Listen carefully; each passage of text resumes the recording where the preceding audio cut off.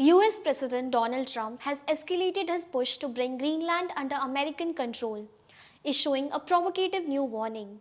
That is, countries opposing the move could face punitive tariffs. Speaking at a White House event focused on EU trade, the president suggested that economic pressure was now a legitimate instrument to secure Washington's Arctic ambitions.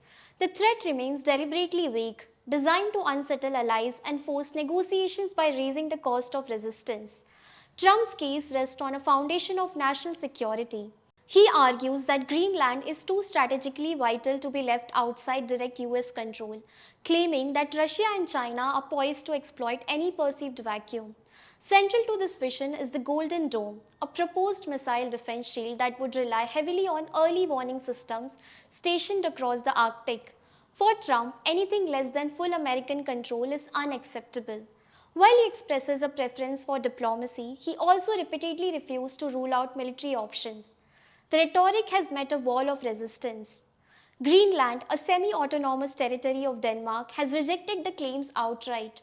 Recent high level talks in Washington between Danish officials and Vice President J.D. Vance and Secretary of State Marco Rubio ended in a stalemate.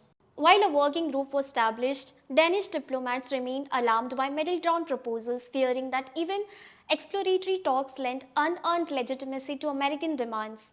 In Greenland, the response is unequivocal. Prime Minister Jens Frederik Nielsen has stated that if forced to choose, Greenland will align with Denmark, NATO, and the EU.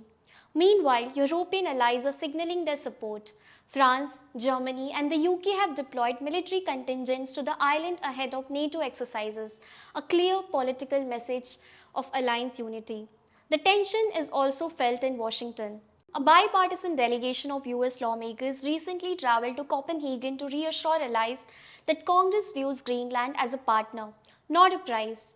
Some senators have even introduced legislation to block any attempted annexation without NATO consent. The US already maintains a footprint via the Putifik space base, a critical node for missile monitoring. But for Trump, this is about closing a perceived gap in American armor.